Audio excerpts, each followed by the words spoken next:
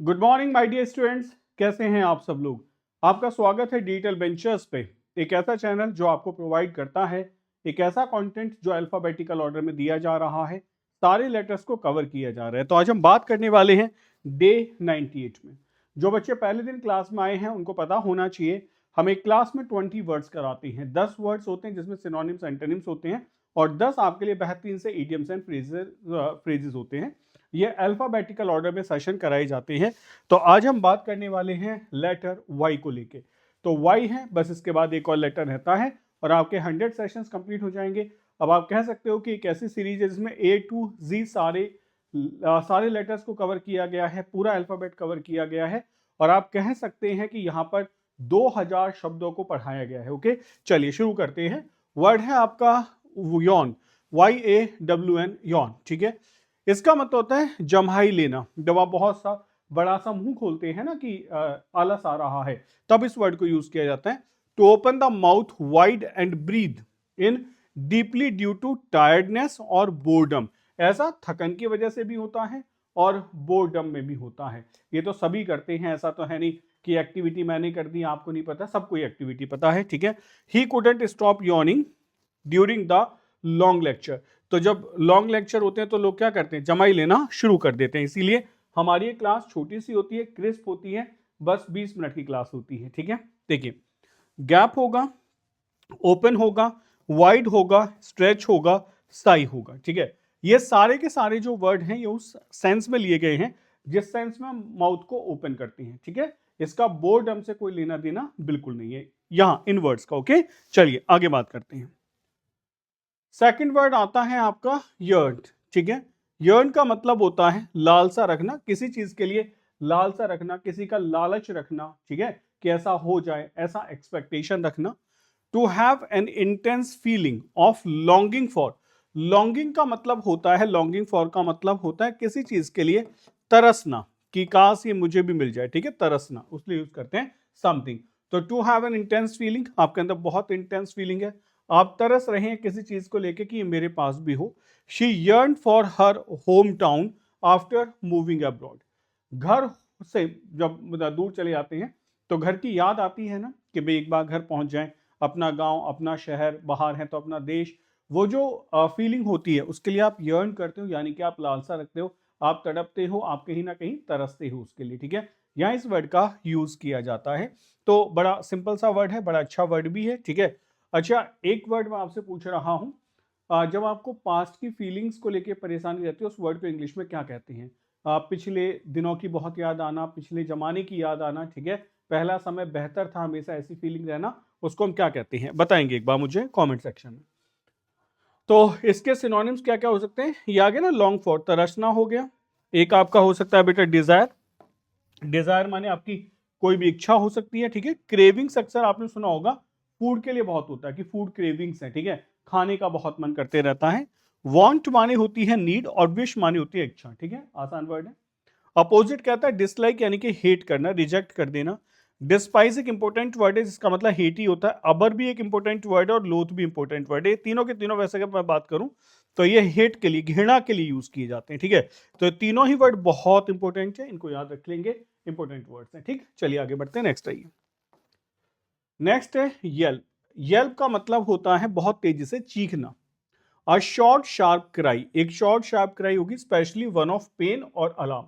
यानी कि short sharp cry है बहुत तेजी से चिल्लाना, पेन की वजह से और अलार्म यानी कि कुछ अलार्म की वजह से। ठीक है, कुछ वार्निंग की वजह से। The dog yelped, the dog yelped when it stepped on something sharp. Dog क्या करा, येल्प करता है, चिल्लाता है। When it stepped on something sharp, हो सकता है कोई कील या कोई शार्प ऑब्जेक्ट उसके पैर में चुभ गया हो, तो येल्प करते हैं। आपके पैर में भी चुभ जाए, अगर कोई कील पे पैर पड़ जाए तो आपके मुंह से भी एक चीख निकलेगी, वो येल्प होता है। ठीक है, वही येल्प किया जाता है, शार्प क्राई होगी, स्पेशली वन ऑफ पेन और अलार्म, अक्सर पेन के साथ होती है, दर्द के साथ होती है। तो येल्प को हम क्या कह सकते हैं, क्राई कह सकते हैं, स्क्वेल कह सकते हैं। ठीक है, श्रीक माने चिल्लाना कह सकते हैं बहुत तेजी से, स्क्रीम या शाउट कह सकते हैं। ठीक है, ये सारे वर्ड चाहे स्क्रीम है या श्रीक है, स्क्रीम है, शाउट है, ये बहुत तेज साउंड होती है जो कानों को एकदम चीर के निकल जाए। विस्पर होता है धीरे धीरे बोलना। मरमर माने भी होता है बड़बड़ाना। साइलेंस माने चुप होगा, हश, चुप होगा, स्टिलनेस। ये जो हश है, इससे एक मुहावरा बना हुआ याद आता होगा, हश मनी। याद आया किसी को? एक मुहावरा होता है हश मनी। हश मनी का मतलब क्या होता है? हश मनी का होता है जब आप कहते हो ब्राइब, जब आप क्या कहते हो कि उसने ब्राइब ली है, घूस ले रखी है, ठीक है, ब्राइब होगा। अब जब ब्राइब की बात चली है तो इसका मतलब क्या होता है? इसका मतलब हम कहते हैं अंडर टेबल मनी। ये होता है ना, अंडर टेबल मनी होगा, ठीक है। एक आपने सुना होगा, ये होता है grease the palm, grease the palm, ठीक है, ये सब होता है। तो ये सब किस में आता है? ये सब आता है आपका इसके अंदर, ठीक है, मतलब हश मनी, ब्राइब के लिए, ठीक। नेक्स्ट आइए, नेक्स्ट है यील्ड। ये तो अक्सर पढ़ते हैं हम। यील्ड का मतलब क्या होता है? समर्पण करना या उपज देना, दो चीजें होते हैं समर्पण, ठीक है। I will work but not yield, मैं काम करूंगा लेकिन कभी झुकूंगा नहीं, ठीक है, एक ऐसे बोलते हैं ना, तो वो यील्ड होता है, झुकना, ठीक है। दूसरा क्या होगा?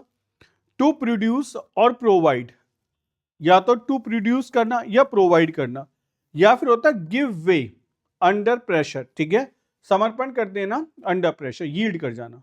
The tree yielded a large number of fruits this season, मतलब क्या हुआ? ट्री यील्डेड, ट्री झुक गया, प्रोड्यूस कर दिए, a large number of fruit this season, इस सीजन में बहुत जो फ्रूट है वो उसने प्रोड्यूस किए हैं। तो आप ऐसे इसका यूज कर सकते हो, यील्ड का, बड़ा इंपॉर्टेंट वर्ड है, ठीक है, अक्सर आपको पढ़ने के लिए जरूर मिलेगा कहीं भी। प्रोड्यूस करना, उसका उत्पन्न करना, जनरेट करना, उत्पन्न करना, गिव करना, देना, ठीक है। सरेंडर या सबमिट कर जाना, समर्पण कर देना, ठीक है, सरेंडर कर देना या सबमिट कर जाना, समर्पण कर देना। रिसिस्ट करना, समर्पण ना करना, रोकना, विरोध करना। विदहोल्ड, बना के रखना। रिफ्यूज, मना कर देना।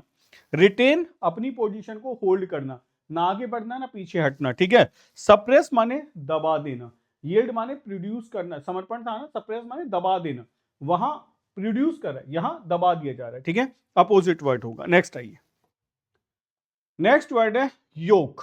योक मतलब क्या होता है? ये आपने सुना होगा, जुआ या बंधन होता है। अब बहुत से बच्चों को जुआ शायद हिंदी का एक वही याद आ रहा हो, जिसमें हम गैम्बलिंग करते हैं, वही जुआ आता है ना, या दूसरा भी समझ लो, हो सकता है आपके रीजन में कुछ और बोलते हो। जब आप बैल को बग्गी के अंदर जोड़ते हो तो उसके कंधे पे जो रखा जाता है, गर्दन पे जो रखा जाता है, उसको हिंदी में जुआ कहते हैं, ठीक है, वो वाला जुआ मैं बात कर रहा हूं। आपके यहाँ क्या कहते हैं आप वो कमेंट सेक्शन में बता सकते हैं, तो मैं आपको बता रहा हूं जुआ होता है, उसको कहते हैं, ठीक है। तो एक वुडन बार और फ्रेम होता है, use to join animals for work, या टू जॉइन और बाइंड टुगेदर, एक साथ बांधने के लिए, यानी कि उनको आपस में बांधने के लिए उसकी गर्दन पे जो रखा जाता है, लकड़ी का भी स्ट्रक्चर होता है, कपड़ों से बनाया जाता है, उसको हम जुआ कहते हैं, ठीक है, वो वाला। The farmer yoked the foxes oxen, the farmer yoked the oxen together to plough the field, ठीक है। फार्मर्स ने योक्ड मतलब जुए से बांध दिया दोनों के दोनों ऑक्सन को, together to plough the field, field को जोतने के लिए। ऑक्स जो होता है ये सिंगुलर है, इसका प्लूरल OXEN होता है, ऑक्सन, ऑक्स ऑक्सन होगा, ठीक है। तो ये आपको याद करना है, तो ऑक्सन है, ये याद कर लेना, ठीक है। तो योक मतलब समझ आ गई, जुआ या बंधन होता है। अगर आप किसी को कह देते ना ही इज अंडर योक, मतलब अंडर क्या है? अंडर योक है, यानी कि किसी के बंधन में है, किसी के राज्य में है, किसी के बंधन में है, हो सकता है किसी राजा के नीचे काम करता हो, अंडर योक, ठीक है। ये हो गया हार्डनेस, हार्डनेस याद आ रहा है, ठीक है ना। आपने एक मुहावरा पढ़ा होगा, डाई इन हार्डनेस, डाई इन हार्डनेस, याद आ रहा है, डाई इन हार्डनेस। ये आपको याद आता होगा, डाई इन हार्डनेस का मतलब होता है die while working, die while working, काम करते करते मर जाना। तो हार्डनेस क्या होता है? हार्डनेस वही होता है ना, ऐसे समझो जो प्रोटेक्टिव स्ट्रिप्स हम बांधते हैं, मानो मुझे राफ्ट कहीं चढ़ाई करनी है, उस पर जैसे पहाड़ वहाड़ चढ़ते हैं माउंटेन पे, ठीक है, तो बहुत रस्सियां हम बांध लेते हैं, पैरासूट से जब करते हैं तो हार्डनेस लगा लेते हैं, वही हार्डनेस होता है। तो डाइन हार्डनेस, हार्डनेस तब लगाया जाता है जब काम करते हैं। घोड़े को जब बांधा जाता है तांगे के साथ में, बग्गी के साथ में, तो रस्सियां जो होती हैं उनको हार्डनेस कहते हैं, ठीक है, तो वहीं से बना है। बाइंड माने से बांधना होगा, कनेक्ट माने जोड़ना होगा, कपल करना, अब हम कहते हैं ना कपलिंग सिस्टम है, कपल कर दिया मैंने दोनों को आपस में, ज्वाइंट कर दिया, ठीक है, लिंक हो गया। अपोजिट क्या है? सेपरेट, अलग कर देना। सेपरेट क्यों याद करना पड़ता है? क्योंकि इसमें ये स्पेलिंग जो ना ए, इसको बच्चे गलती से मिस कर देते हैं और लिखते हैं SEPARAT, ये सेपरेट है, सेपरेशन है, याद रखना, इंपॉर्टेंट स्पेलिंग है। डिसकनेक्ट होगा, डिटैच माने अलग कर देना, अनबाइंड कर देना, डिवाइड कर देना, ये सब इसके अपोजिट वर्ड्स बन जाएंगे क्योंकि इनका मतलब अलग अलग करना है। चलिए आगे बढ़ते हैं, नेक्स्ट देखिए। नेक्स्ट हमारा वर्ड योंडर, इसका मतलब होता है वहां, दूर, कहीं दूरस्थ के लिए। एट सम डिस्टेंस, किसी दूरी पे, in the direction indicated over there, मतलब कहते हैं ना वहां, योंडर वहां कहीं है, दूर की तरफ आपने इशारा कर दिया जंगल में, वहां कहीं, ठीक है, ऐसे yonder. The house yonder is where I grew up, the house yonder, वो जो वहां कहीं दूर घर है ना, इज द हाउस योंडर, वो जो वहां कहीं है, the house is where I grew up, जहां मैं पला बढ़ा हूं, ठीक है। तो योंडर होता है एट सम डिस्टेंस, वो वाला घर जहां मैं पला बढ़ा हूं, तो आप ऐसे आप इशारा कर सकते हो, योंडर मतलब दूर कहीं होगा। इसके सिनोनिम्स क्या देखो, देयर माने वहां, बियॉन्ड माने दूर, फर्दर माने दूर, डिस्टेंट मतलब होगा कहीं दूरस्थ स्थान पे, अवे। अपोजिट क्या हो जाएगा, हियर माने पास वाला, नियर बाई ये वाला, क्लोज जो बिल्कुल पास में, एडजेसेंट आपस में बाउंड्री जुड़ी हुई है, ठीक है, नियर माने पास होगा। तो ये सारे वर्ड इसके अपोजिट बन जाएंगे, ठीक है। नेक्स्ट आइए, नेक्स्ट हमारा वर्ड है यूथफुल, आसान है, युवा, युवा जैसे आप सब हो, हैविंग द अपीरियंस और क्वालिटीज ऑफ यूथ, आपके अंदर यूथ की क्वालिटी, अपीरियंस दिखने में जवान हो, क्वालिटीज में जवान हो, एनर्जेटिक हो, है ना, बिल्कुल मतलब ताकत है कुछ भी करने की, यंग हो आप, और सीमिंग यंग, अभी यंग दिखाई देते हो, जैसे फिल्म स्टार्स हो जाते हैं, ठीक है, दिख यंग रहे हो।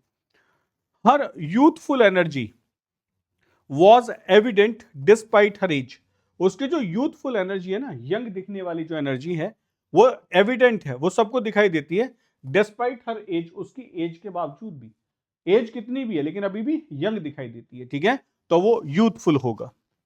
सिनोनिम्स क्या हो सकते हैं, पहला वर्ड हमने कहा यंग होगा, फ्रेश, लाइवली, एनर्जेटिक, विगरस, है ना, विगर साहस से भरा हुआ, विगर माने उत्साह होता है, साहस होता है, विगरस होगा।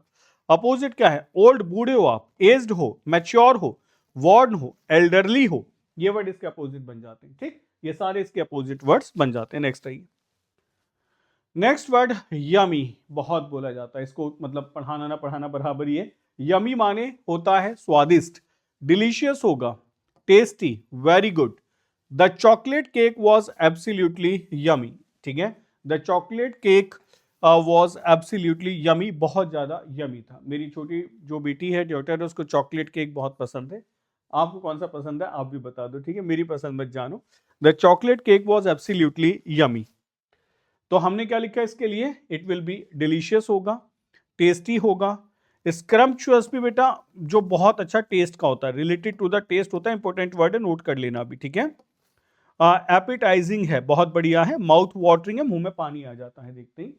अपोजिट क्या होगा, डिसगस्टिंग होगा, बहुत बुरा है, अनएपेटाइजिंग होगा, ठीक है, यानी कि टेस्टी नहीं है, बढ़िया नहीं है, डिसटेस्टफुल है, अनपैलेटेबल है, मतलब अच्छा नहीं है, ठीक है, ब्लांड है, ब्लांड माने मतलब ऐसे समझो खराब हो गया है, ब्लांड है, वासा हो गया है, ठीक है, वैसे कहते हैं।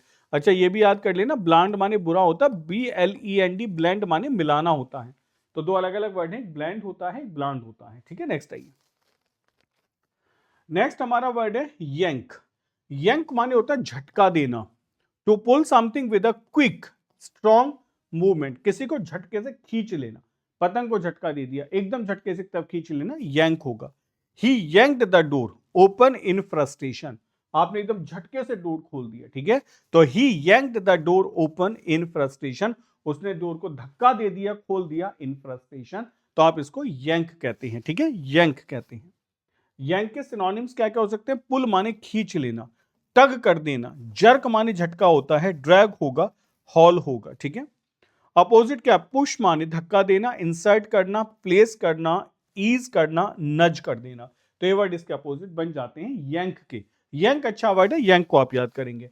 अक्सर आप देखेंगे जो सिनोनिम्स होते हैं ना वो आपको याद होते हैं, एंटोनिम्स आपको याद होते हैं। हम बात करें इस रूट वर्ड की, यार्ड स्टिक, यार्ड स्टिक एक मानक होता है, a standard used for comparison और मेजरमेंट, कंपैरिजन या मेजरमेंट के लिए हम यूज करते हैं। गांव में था ना, एक आपने देखा होगा, एक लकड़ी डंडा लेके उससे ही नाप देते थे खेतों को, कुछ कहते तो थे उसको, मैं भूल गया हूं, ठीक है, तो वो यार्ड स्टिक जैसे वही मानक है, समझ गए ना, कि एक डंडा लेके नाप देते थे खेत, ठीक है, उसको हिंदी वाला वर्ड याद नहीं आ रहा है क्या कहते थे, ठीक है ना, वही है बेटा यार्ड स्टिक, मानक है, स्टैंडर्ड यूज्ड फॉर कंपैरिजन और मेजरमेंट, ठीक है। The yardstick for success in this company is high sales performance.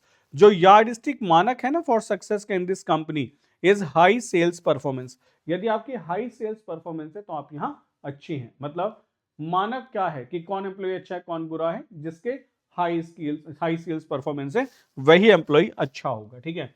तो ये क्या हो सकता है, स्टैंडर्ड्स क्या है, बेंचमार्क कहते हैं ना, बेंचमार्क क्या है सक्सेस का तुम्हारे यहाँ, क्राइटेरियन क्या है, ठीक है, मेजर क्या है, या फिर गॉज क्या है। गॉज तो वैसे भी नापने के लिए होता है ना, गेज, ठीक है, that one gauge. Okay, next आइए। गैस करने हैं, एस्टिमेट करते हैं, स्पेकुलेशन अंदाजा लगा देना, एजम्पशन है ये तो, या अप्रोक्सीमेशन है, इसमें कोई भी फिक्स नहीं है, जबकि वो मानक हैं, वो स्टैंडर्ड्स हैं, आपको उसको फिक्स करना पड़ेगा, ठीक है। चलिए, तो यहां तक हम देखो बच्चों, जो पहले दिन क्लास में सुन लो, ऐसे वर्ड करते हैं 10 सिनोनिम्स एंटोनिम्स की होगी बात। अगर आप ढंग से देखें तो एक करीबन करीबन आपको 120 वर्ड मिले हैं अभी तक, ठीक है। 120 10 और 11 110 वर्ड, सॉरी 110 वर्ड्स आपको अभी तक यहां मिले हैं, ठीक है। अब हम बात करने वाले हैं ऐसे इडियम्स एंड फ्रेजेस की। अब हम 10 मुहावरे पढ़ेंगे इसी तरीके से, देखिए कैसे। Ball is in your court. अक्सर ये तब बोला जाता है जब आप ये कहते थे भैया तुम कर लो जैसे करना है, हमारे हाथ में अब कुछ नहीं है। It is up to you to take action next, ठीक है। जैसे आपने घर वालों को बता दिया कि मैं ये कोर्स करना चाहता हूं, अब आप बताओ फीस दोगे नहीं दोगे, कराओगे नहीं कराओगे। ना, ball is in your court, अब बॉल तुम्हारे हिस्से में है, ठीक है, वही लिखा गया है। तो आपने कहा it is up to you to take action next. I have done all I can, मैंने कर दिया जो मैं कर सकता था। Now the ball is in your court, अब बॉल तुम्हारे पाले में है, यानी कि तुम जो चाहो वो करो, ठीक है। Now ball is in your court will be the correct answer, ठीक। नेक्स्ट आइए, नेक्स्ट बात करते हैं। नेक्स्ट है थ्रो इन द टॉवल, मतलब to give up. To give up मतलब त्याग देना, छोड़ देना, और एडमिट डिफीट यानी कि ये मान लेना कि हम हार चुके हैं। थ्रो इन द टॉवल, कोई मतलब टॉवल में गिर चुका है, ये समझो टॉवल लपेट लिया है, बॉक्सिंग में जैसे करते हैं, तो इसका मतलब हो गया to give up. After several failed attempts the team finally threw in the towel, यानी कि बहुत सारे फेल्ड अटेम्प्ट्स के बीच अब टीम को टॉवल में फेंक दिया, यानी कि टीम ने हार डिफीट स्वीकार कर ली है, हार मान ली है, गिव अप कर दिया है। On the ball, on the ball का मतलब होगा to be alert and competent, alert होना और कॉम्पिटेंट होना। She is finally on the ball and always knows what's going on in the project, मतलब she is really on the ball, मतलब she is क्या है, अलर्ट है, competent है, and always knows हमेशा जानती है, what's going on in the project, project में क्या चल रहा है। आगे ना समझ, ऑन द बॉल होना यानी कि कॉम्पिटेंट होना। नेक्स्ट है हमारा drop the ball. Drop the ball का मतलब क्या है, ठीक है, देखना। टू मेक अ मिस्टेक, गलती कर देना, और fail to do something important. भाई ड्रॉप द बॉल का मतलब होता है ड्रॉप द कैच। अगर मैं कह दूं ड्रॉप द कैच, अगर आपने कैच छोड़ दिया है तो कभी कभी ऐसा होता है ना, पूरा का पूरा मैच आपके हाथ से चला जाता है। He drop the ball by forgetting to submit the report on time, मतलब उसने बहुत नुकसान कर दिया है, by forgetting to submit the report on time, report को टाइम पे सबमिट ना करके, ठीक है, ये कहलाता है ड्रॉप द बॉल, ठीक। नेक्स्ट आइए, नेक्स्ट है गेम चेंजर। भाई हो सकता है ना कि तुम अपनी फैमिली में सबसे ज्यादा सक्सेसफुल हो जाओ, तो तुम्हारे गांव वाले कहें कि इस परिवार में यही गेम चेंजर था, इसने सबको बदल के रख दिया। Something that completely changes the new ways situation develops, मतलब कुछ नया कर देना, एकदम नई चीजें बना देना। The new technology is a game changer in the industry. जो न्यू टेक्नोलॉजी है ना वो इंडस्ट्री में गेम चेंजर है, यानी कि सब कुछ अलग करके रख देती है, गेम चेंजर होगा। नेक्स्ट आइए, win hands down. Win hands down का मतलब होता है टू विन इजीली, यानी कि बिना हाथ उठाए जीत जाना। कभी कभी होता है ना कि तुम्हें तो मैं, कभी वो बॉलीवुड की मूवीज में रहता है ना, तुम्हें तो मैं बिना हाथ बाहर निकाले ही हरा सकता हूं, ऐसा मिथुन दा की मूवीज में जरूर देखा होगा कि बिना हाथ लगाए मार देना, ठीक है, वही है कि win hands down. The team won the match hands down with a score of 5-0, ठीक है, बड़ी आसानी है, 5-0 के स्कोर से मैच जीत लिया, कोई दिक्कत नहीं हुई, आसानी से जीत लेना। Go the extra mile to do more than what is expected. Go the extra mile का मतलब होता है कि सक्सेसफुल हो जाना, जितना एक्सपेक्टेड था उससे ज्यादा सक्सेसफुल हो जाना। जैसे ही always goes the extra mile to ensure customer satisfaction, मतलब कस्टमर सेटिस्फैक्शन को एंश्योर करने के लिए वो हमेशा एक्स्ट्रा माइल जाता है, यानी कि और ज़्यादा मेहनत करता है, और ज़्यादा चीज़ें देता है, जिससे कस्टमर पूरी तरीके से सेटिस्फाइड हो जाए। Face the music to confront the consequences of your actions. मतलब इसका मतलब भी समझ लो बेटा क्या होता है face the music. Face the music का मतलब होता है कि जो तुमने किया है ना, तुम्हें उसका जो वो है चीजें भुगतनी पड़ेंगी। मतलब होता है कि फेस द म्यूजिक का मतलब है जो आपने किए हैं पहले, बुरे कर्म किए हैं, उसके कॉन्सिक्वेंसेज रिजल्ट्स आपको भुगतने पड़ेंगे। You have to face the music. तो टू कन्फ्रंट सामना करना द कॉन्सिक्वेंसेज का ऑफ योर एक्शंस। कॉन्सिक्वेंसेज मतलब क्या होते हैं? रिजल्ट बेटा, ये बड़ा इंपॉर्टेंट वर्ड है, रिजल्ट होता है, ठीक है। तो आपके परिणाम होते हैं, कॉन्सिक्वेंसेज होते हैं। After the scandal broke the politician had to face the music. जैसे स्कैंडल खुला ना, पॉलिटिशियन को अपने कॉन्सिक्वेंसेज फेस करने पड़े, यानी कि अपने बुरे कर्म, अपने परिणामों को भुगतना पड़ा, ठीक है। ये कॉन्सिक्वेंसेज होता है। नेक्स्ट आइए, नेक्स्ट है ब्लो योर ऑन ट्रम्पेट। बेटा ट्रम्पेट क्या होता है? ये म्यूजिकल इंस्ट्रूमेंट होता है, ठीक है, म्यूजिकल इंस्ट्रूमेंट। तो अब आपको जैसा आता है बिलो माने बजाना, योर अपना खुद का ट्रम्पेट, जैसा आता है वैसा ही तो बजाओगे। मतलब to brag about your achievements, अपने अचीवमेंट्स के बारे में बढ़ चढ़ के बातें करना, वो होता blow your own trumpet. He always blowing his own trumpet about his sales record. मतलब he is always blowing his own trumpet, वो हमेशा ब्लो करता रहता है अपने ट्रम्पेट को, यानी कि बढ़ चढ़ के बातें करता है about his sales record, sales records को लेके, ठीक है। यानी कि सेखी बगाड़ना हिंदी का वर्ड है, वो याद कर लो, उससे आपका काम चल जाएगा। नेक्स्ट आइए, change your tune to change your opinion और एटीट्यूड। मतलब होता है ना चेंज योर ट्यून। कभी कभी होता है आदमी आपसे प्यार से बात करे, एकदम से गुस्से में बात करने, तो आप कहते हो टोन चेंज मत करो, जैसे पहले बातें करते थे वैसे ही बात करो, अपना एटीट्यूड बिहेवियर चेंज मत करो, ठीक है। Change your tune. She changed her tune when she realised her how much work the project involved. मतलब उसकी ट्यून जो थी ना, ओपिनियन बदल गई, चेंज हो गई, जो उसे सच में पता चला कि कितना काम करना पड़ेगा इस प्रोजेक्ट के लिए, ठीक है। वो होता है चेंज योर ट्यून। ओके, तो ये था बच्चों आज के आपके 10 इडियम्स। बात करते हैं कुछ आपके अनाउंसमेंट्स को लेके। धुरंधर सीरीज चल रही है CDS 1 2026 वाले बच्चों के लिए। 90 डे मास्टर प्लान है जो आपका मंडे से लेके सैटरडे तक चलता है, याद कर लेंगे। और मेरी क्लास होती है 12 बजे ट्यूसडे को और थर्सडे को। मैं आपको कराता हूं अभी spotting errors. UPSC CDS 1 2026 foundation batch देख रहे हो, ये बेटा बैच आपके लिए है, जिसमें आपको 800 घंटे से ज्यादा की लर्निंग मिलती है, 30+ mock test with advanced analytics मिलते हैं, 3000+ पेजेस के handwritten notes by toppers मिलते हैं, 30+ सॉल्व प्रीवियस ईयर पेपर्स और 10,000+ प्रैक्टिस क्वेश्चंस मिलते हैं। ये सब आपको मिल जाता है सिर्फ 2499 में, यानी कि 50% ऑफ पे। ये एक लिमिटेड ऑफर है जिसे आप अभी डिस्काउंट को अवेल कर सकते हो, ठीक है। तो आज ही बेटे इस कोर्स को ज्वाइन करें और अपनी जो कहते हैं ना सफलता को सुनिश्चित करें। अगर आप OT के लिए तैयारी कर रहे हो तो वही फीचर्स है, लेकिन आपको कोर्स मिलता है 1699 में, क्योंकि OT में मैथ्स नहीं आता है, तो उसके जो लर्निंग आवर्स हैं वो सिर्फ 550 रह जाती हैं, ठीक है। मॉक टेस्ट भी कम करने पड़ेंगे, मैथ्स का सारा मटेरियल आपके लिए हट जाएगा।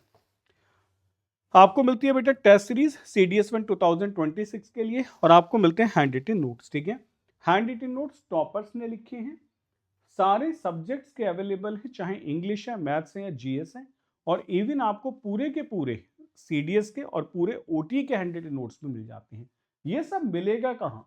Now you will be happy to know कि ये सब आपको मिल जाता है आपकी अपनी वेबसाइट, जहां आपको क्या करना है बेटा, जहां आपको सिर्फ और सिर्फ डिजिटल वेंचर्स की एप्लीकेशन को प्ले स्टोर से डाउनलोड करना है, या फिर आपको लिखना है www.digitalventures.com, और वहां आपको ये सारी की सारी चीजें एक साथ मिल जाती हैं।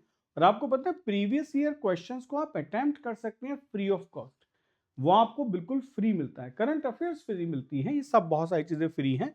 अभी आप डिजिटल बेंचेस का टेलीग्राम चैनल ज्वाइन करो, so you will get all the PDFs and the notifications here. उससे अलग बेटा यूट्यूब को लाइक शेयर सब्सक्राइब जरूर करते रहना। 9740959661 यह आपके लिए हेल्पलाइन नंबर है, आप चाहें तो कॉल कर सकते हैं या फिर हमें व्हाट्सएप कर सकते हैं। तो चलिए मुलाकात होगी आपसे नेक्स्ट क्लास में। Till then take care, bye bye, जय हिंद साथियों।